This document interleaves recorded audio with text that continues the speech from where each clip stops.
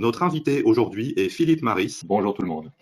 Je vais vous décrire la chaîne critique, aussi bien en quoi ça peut augmenter les performances de management de projet, mais aussi comment ça peut améliorer la qualité de vie dans le management des projets.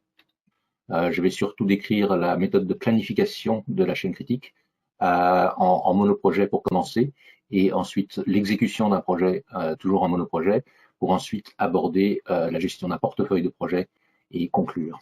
Donc, juste un point pour comprendre, la chaîne critique, le management de projet par la chaîne critique est une des composantes de quelque chose qui s'appelle la théorie des contraintes. Et donc, vous verrez en quoi d'ailleurs, au fur et à mesure du déroulement, pourquoi ça fait partie de cette approche d'amélioration des performances. Et les autres composantes pour mémoire sont la gestion de production, comment on gère une usine, la gestion d'une supply chain avec des buffers dynamiques, qu'est-ce qui se passe quand on a une contrainte dans le marketing et les ventes, le contrôle de gestion et les thinking processes ou les outils de résolution de problèmes. Il y a plusieurs raisons pour lesquelles j'espère que vous vous intéressez à la chaîne critique. Une d'entre elles, c'est que récemment, donc en 2019, le Project Management Institute a donné the award of the best project of the year à la société Embraer pour le développement de son nouvel avion à l'époque, le E190-E2. Projet remarquable en tout point, c'est pour ça qu'il a gagné ce prix. L'avion est un grand succès commercial, triplement certifié, et ainsi de suite. Et on est habitué à ce que des gros projets compliqués terminent en retard, avec beaucoup de douleur. Celui-ci a terminé avec 22 mois d'avance, juste par exemple. Et ceci tout en utilisant la chaîne critique. On pourrait évoquer de nombreux cas de résultats divers et variés. C'est difficile de trouver le bon panoplie de projets puisque le monde des projets est extrêmement varié, donc j'en ai pris un peu au hasard quelques-uns, et toujours avec des résultats qui sont bluffants, effectivement. Et j'espère que d'ici la fin de ma présentation, vous comprendrez pourquoi c'est possible d'obtenir ce genre de résultats en changeant de logique de management de projet. La théorie des contraintes donc est assez connue de par le monde, puisque un livre a été écrit qui est un peu un ovni littéraire, qui est Le But en français. Il va bientôt atteindre les 8 millions d'exemplaires vendus, donc c'est le best-seller des livres de management, si on veut bien considérer que c'est un livre de management. Pourquoi on peut en douter? C'est parce que c'est écrit sous forme d'un roman, une histoire dans laquelle la personne découvre la théorie des contraintes et sauve son usine, son mariage, etc. etc.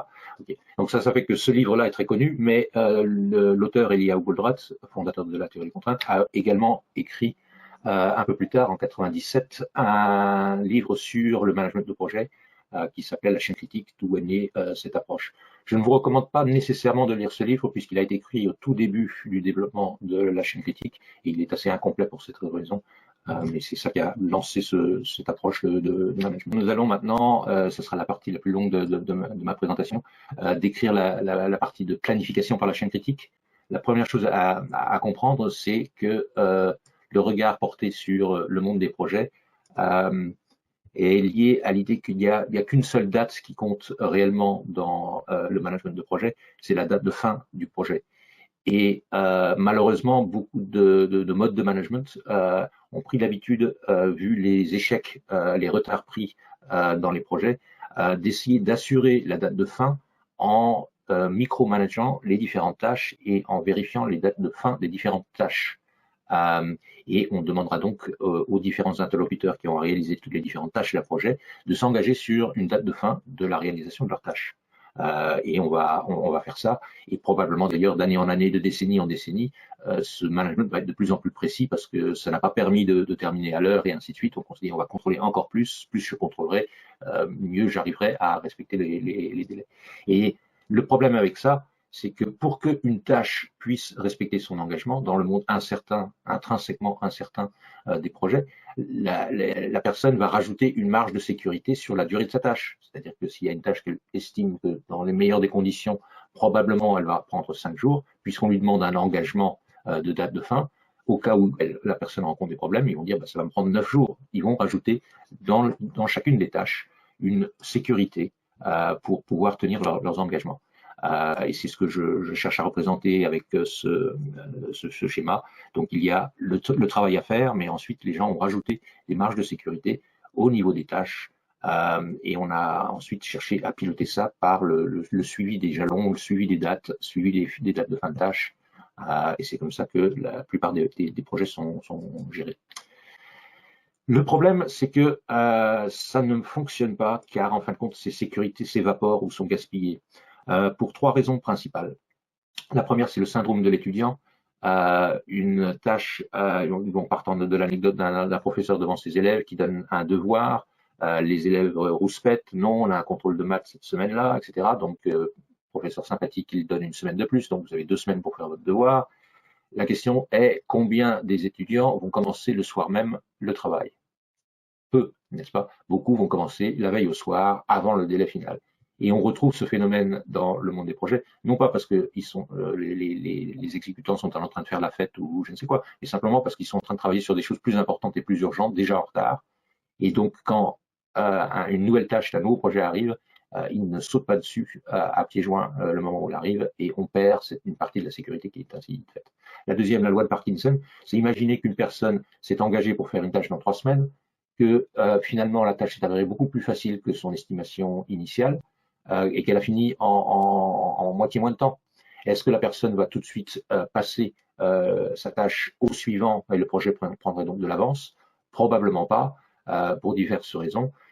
Une d'entre elles, c'est que puisque la personne est jugée sur la vitesse avec laquelle elle exécute ses tâches, on risque de lui demander de réitérer cette performance atypique la prochaine fois, et on lui donnera moins de temps la prochaine fois pour des tâches semblables. Bref, le travail s'étale de façon à occuper tout le temps disponible. Le meilleur exemple, d'ailleurs, c'est dans les développements logiciels, où on peut trouver un code qui marche très bien, mais après on va le tweaker, on va le tuner, on va le tester jusqu'au dernier moment. Et enfin, le principal fléau probablement dans, en tout cas, le monde des portefeuilles de projets, le multitâche. C'est fascinant pour nous qui mesurons assez régulièrement le multitâche dans les entreprises. On est très souvent autour de 60 différentes tâches par jour dans une journée de travail d'une personne, c'est-à-dire une tâche qui en moyenne va durer entre 5 et 7 minutes. Et c'est amusant parce qu'on voit ça aussi bien dans les gens qui développent des produits pharmaceutiques sur 8 ans que des gens qui ont des échéances à très court terme. Tout le monde a l'impression se pousse juste au niveau, c'est pas tout à fait de la folie, mais quasiment. Donc, ces différents phénomènes vont gâcher les sécurités qu'on a installées dans les réseaux de tâches. Pour résumer en une seule page, qu'est-ce que c'est l'approche de planification de la chaîne critique? Imaginons qu'on a un projet à faire de 3 tâches très simples. On a estimé la première tâche à 4 semaines, la deuxième à 16 semaines et la troisième à 12 semaines. Donc, on a un projet de 32 semaines, planifié en 32 semaines, qui a de fortes chances de terminer en retard, parce que vous savez probablement que le taux de respect des dates de fin des projets est quand même particulièrement mauvais, quel que soit le secteur, le pays, ou même la maturité de l'organisation dans le domaine du management de projet. Donc, qu'est-ce que fait la chaîne critique? Elle va scinder les temps en deux de chaque tâche. Elle va récupérer le travail réellement à effectuer et elle va extraire la sécurité locale au niveau de la tâche. Et elle va reprendre toutes ces sécurités locales et les mettre comme buffer, comme tampon à la fin du projet. Par mutualisation de ces sécurités, en fin de compte. On n'a pas besoin de remettre l'ensemble des sécurités locales. Je vous épargne la formule pour aujourd'hui. Et on se retrouve avec des projets qui sont planifiés à peu près de cette manière, c'est-à-dire à peu près 2/3 d'exécution dans un monde idéal et 1/3 de buffer pour récupérer les problèmes qui, bien sûr, auront lieu. Regardons cela avec un exemple, un cas d'école peut-être, mais c'est juste pour faire passer un certain nombre de notions. Nous avons donc un certain nombre de tâches à exécuter avec un code couleur. Il y a 2 tâches bleues à faire par la personne en bleu. Il y a une tâche rouge par la personne en rouge. Il y a 2 tâches vertes par la personne en vert, etc. Voilà, on a les différentes tâches. La première chose qu'on va faire, c'est les lier entre elles par lien de successeur-prédécesseur, n'est-ce pas? Donc on est là tout à fait classique. Et on va se retrouver avec un réseau de tâches comme suit. Pour le moment, on n'a rien inventé. C'est une démarche tout à fait standard de management de projet. Donc, qu'est-ce qu'on fait? On va redemander aux personnes 2 différents temps pour chaque tâche. Non plus un temps avec un engagement, mais 2 temps. Et ceci est absolument fondamental. C'est ça une des clés de voûte, un des secrets de la chaîne critique. Pour la tâche que vous avez à faire, on va vous demander le temps idéal, focalisé ou agressif, comme vous voulez, c'est-à-dire un temps où on n'a que ça à faire, il n'y a pas de conflit de multitâche ou autre, on a un kit parfait d'informations, s'il nous faut des spécifications, des dossiers clients ou je ne sais quoi, on a tout ce qu'il faut. Et on va leur demander un temps moyen, ou plus précisément médian, c'est-à-dire qu'avec 50% de probabilité de tenir cette durée. Seulement 50%. Ce n'est pas du tout un engagement, puisque dans la moitié du temps, ils prendront plus de temps que cette durée. Donc c'est une durée dite focalisée qui devrait avoir 50% de probabilité de se réaliser. Et pour la même tâche, on leur dit, et si ça se passe mal, ça pourrait te prendre combien de temps, n'est-ce pas? Et là, ils donnent une durée qui peut être un peu supérieure, 2 fois supérieure, 4 fois supérieure. Pourquoi pas? Puisqu'il y a des projets où il y a des tâches qui sont à faire avec plus ou moins d'incertitude ou d'inconnu. Donc, on fait ceci et on se retrouve avec un planning avec des durées nettement plus courtes et donc nettement plus comprimées. Mais bien évidemment, là, on n'a rien gagné puisque 50% de probabilité de réussite sur chacune de ces tâches, on sait très bien qu'on ne va pas terminer à la date indiquée de fin qui est là. On va prendre en compte la capacité des ressources, bref, on ne va pas planifier du multitâche. Dans le planning précédent, la ressource verte était prévue de faire 2 choses à la fois, n'est-ce pas? On prend cette impossibilité en compte et on prévoit que la personne en vert va d'abord faire cette tâche et ensuite celle-là. On nivelle, pour ceux qui connaissent bien un produit comme Microsoft Project, pour prendre en compte les ressources disponibles. Donc, même en ayant fait ça, ça ne tient pas la route, puisqu'on a seulement 50% de probabilité de réussite de chacune des tâches. Et c'est là où on va rajouter un buffer. Mais nous avons ici la définition de la chaîne critique. Je vais y revenir tout à l'heure en faisant la comparaison entre chaîne critique et chemin critique. C'est cette séquence ici qui prend en compte les successeurs et les prédécesseurs, mais aussi les dépendances de ressources, c'est-à-dire que c'est fait à capacité finie. Donc maintenant, on rajoute les buffers. On a ce buffer ici que j'ai déjà décrit, qui est là pour absorber tous les problèmes qu'on va avoir sur cette chaîne critique, ici indiqué par le cheminement en rouge, n'est-ce pas? Les incertitudes de ces différentes tâches vont mener à un calcul qui permet de savoir de quelle taille de buffer on a ici. Il y a aussi un deuxième type de buffer ici un peu plus clair, qui sont des feeding buffers ou des tampons auxiliaires qui s'assurent que les différentes tâches non critiques ne vont pas mettre en retard la partie critique du projet qui est en rouge, la chaîne critique. Si on prend une des définitions du chemin critique, la succession de tâches sans marge, n'est-ce pas, qu'on a là mis en rouge, ça se discute de savoir si on a nivelé ou pas les tâches pour prendre en compte les capacités. Là, je l'ai fait non nivelé, c'est-à-dire que la ressource verte continue à être prévue à 2 choses à la fois. Okay, mais on a cette séquence-là. Il n'y a pas de slack. Le slack, il est sur les autres parties du projet. Et c'est ça le chemin critique. Avec la chaîne critique, on a nivelé pour prendre en compte les tâches. On a comprimé les temps et on a rajouté un buffer à la fin. Okay. Et une des raisons pour lesquelles on peut avoir une confusion, c'est qu'une des définitions plus récentes, plus courantes du chemin critique, c'est l'ensemble de tâches dont le bon déroulement de la séquence conditionne la réussite de l'ensemble. Donc on n'écrit même plus exactement comme on l'a trouvé dans certaines définitions. Et c'est pour ça que quelque part, je pense qu'on peut tous être d'accord sur cette définition du chemin critique, puisqu'on n'identifie pas exactement quelles sont les tâches. On dit que c'est celles qui sont importantes. La chaîne critique apporte sa réponse à cette question. Mais c'est clairement des cousins proches autour du Gantt. Ce qui est particulier, c'est que dans la chaîne critique, on rajoute 2 types de buffers, de fin et d'alimentation. L'exécution des projets, une fois qu'on a fait ça, c'est assez sympathique dans le sens où, d'où le cochon, normalement, si on a bien planifié son projet, on a une séquence de tâches qui est stable et qui ne va pas varier tout le temps. Ce qu'on reproche souvent au chemin critique, c'est qu'à chaque fois qu'on met à jour le planning, le chemin critique s'est déplacé. Mais si on s'est assuré que le non critique reste non critique, eh ben, la chaîne critique ne va pas bouger.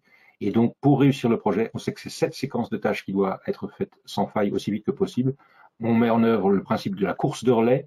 Et il se trouve qu'un des premiers clients chez qui on a mis en place ceci, on pensait utiliser un bâton de relais comme dans l'athlétisme, mais c'était pour développer un produit pharmaceutique pour les cochons, et donc ils ont choisi un gros cochon rose de 50 cm de haut pour un enfant de 3 ans, un gros truc, coin, et lui suivait physiquement la chaîne critique du début à la fin du projet.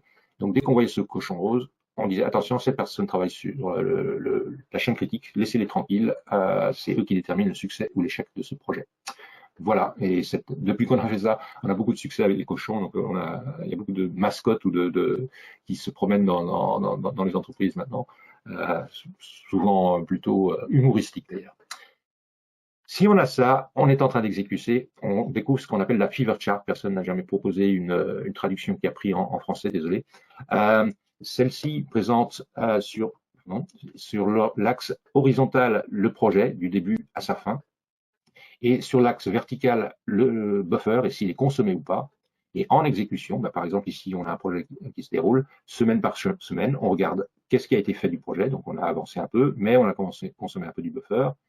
Ici aussi, on a consommé un peu. Troisième semaine, on a consommé un peu.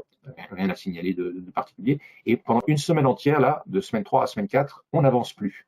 On a rencontré un problème. Ça peut être un fournisseur qui était en retard, quelqu'un qui est malade, un plan qu'on n'arrive pas à dessiner ou un prototype qui ne fonctionne pas, et ainsi de suite. On est passé dans le rouge, ce qui veut dire que si ça continue comme ça, le projet risque de terminer en retard. Et donc, on regarde ce qui se passe, on prend les décisions qui vont bien, on renforce les moyens si possible, et on accélère le projet, et on termine, par exemple, ici. En terminant là, on termine le projet en avance, et c'est une simple remarque de bon sens. Quand vous prenez un avion, pour éviter de rater un avion, qu'est-ce que vous faites? Vous arrivez en avance, vous attendez X temps, 20 minutes, 2 heures, devant la porte d'embarquement, quand plus rien peut vous arriver. Et c'est comme ça qu'on termine aussi ces projets dans un monde incertain à l'heure, comme pour l'avion. On vise une fin un peu en avance. Maintenant que je l'ai écrit comme ça, je reviens au cas du Award PMI de Embraer. Voilà, dans la vraie vie, la Fever Chart est un développement d'avion sur de nombreuses années, de 2013 sur 5 ans. Et on voit, c'est pas un long fleuve tranquille. Ils ont eu un gros problème, mais parfois ils ont trouvé des solutions qui ont permis de descendre. Oui, on peut aller plus vite que la moyenne, on peut trouver des raccourcis, et ainsi de suite. Donc voilà à quoi ressemble un cas récent d'un projet complexe, un nouvel avion, qui a terminé finalement avec 22 mois d'avance. Pour conclure, on va parler de gestion du portefeuille. Et vous allez voir, bizarrement, c'est très très bref, parce que ça part d'une idée évidente qui c'est si tous les projets dans votre portefeuille ont été planifiés de sorte à ce qu'ils aient une bonne probabilité de terminer en avance, c'est quoi le problème de gérer un portefeuille? Au contraire, c'est plus facile de gérer un portefeuille dans ces conditions que c'est de gérer un seul projet, puisqu'on a la flexibilité éventuellement de réattribuer les tâches d'un membre d'équipe à un autre en fonction des aléas qui ont eu lieu sur les différents projets. Et donc, tout ce qu'il nous faut pour que ça se passe comme ça, c'est un système qui permet d'identifier les priorités. Et on a ça, c'est à nouveau la Fever Chart, mais cette fois-ci sous forme de portefeuille, c'est-à-dire que c'est une concaténation de chacune des Fever Charts des différents projets du portefeuille, présentés comme ceci. Et on voit très clairement quelles sont les priorités, c'est-à-dire que plus elles sont dans le rouge, plus c'est prioritaire. Donc, le projet le plus urgent, celui qui a le plus de problèmes dans la société actuellement, c'est le projet P1. Ce qui est très intéressant comme regard, puisque en général, sans qu'on ait ce genre d'outils, tout le monde est en train tout le regard managérial est sur les projets qui vont bientôt sortir ou qui sont en retard, etc. Et ils ne sont pas du tout portés sur le nouveau projet qui a démarré il n'y a pas si longtemps, qui va être l'incendie dans 2 ans.